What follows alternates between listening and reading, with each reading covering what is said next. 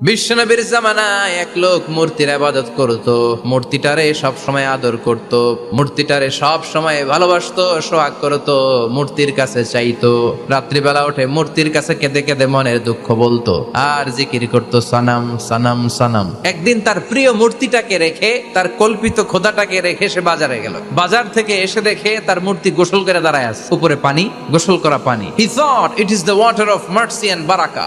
সে ভাবলো যেহেতু আমার খোদার গায়ের পানি, এটা রহমতের পানি হবে। কথা বলেন, খোদায় যদি গোসল করে খারাপ পানি দিয়ে করবে নাকি? কথা কয় না। এটা অনেক দামি পানি হবে, এটা নিশ্চয়ই বরকতের পানি হবে। He thought it is the water of mercy and blessings and water of rahmah। সে ভাবলো এটা রহমতের পানি, এই পানিকে তো এমনি মিস করা যায় না। যত রোগ আছে সব রোগের নিয়তে এখনই খাওয়া শুরু করে দেই। জিহ্বা দিয়ে চাটতে শুরু করেছে, started to suck it, the water of বারাকা। স্বাদটা একটু কটা কটা লাগে, লোনা লোনা লাগে, টক টক লাগে, বাট সে মনে মনে ভাবে এটা তো রহমতের পানি, ইট শুড বি সুইটার, এটা তো মিষ্টি হওয়ার কথা। স্বাদটা কেমন টক টক, কটা কটা, লোনা লোনা, লবণ লবণ লাগে। ঘটনা কি? রহমতের পানি, খোদার গায়ের পানি, এটা কটা হবে কেন? খুঁজতে লাগলো কোনো কিছু ঘটছে কিনা। আশেপাশে তাকায় দেখে হাদিসে এসেছে সালাবান, কুত্তা না, খ্যাকশিয়াল। আসলে কি? খ্যাকশিয়াল। আমরা বলে ফেলি যে কুকুর, আসলে দুইটা কুকুর সে দেখতে পেল, আর দেখলো এখনো রহমতের পানি পড়তেছে জায়গা দিয়ে বুঝতে আর বাকি রইল না, আসলে এটা রহমতের পানি না, এটা গজবের পানি। রেগে মেগে আগুন। ঘটনা কি? এতদিন ভাবতাম খোদা, এখন দেহি হুদা।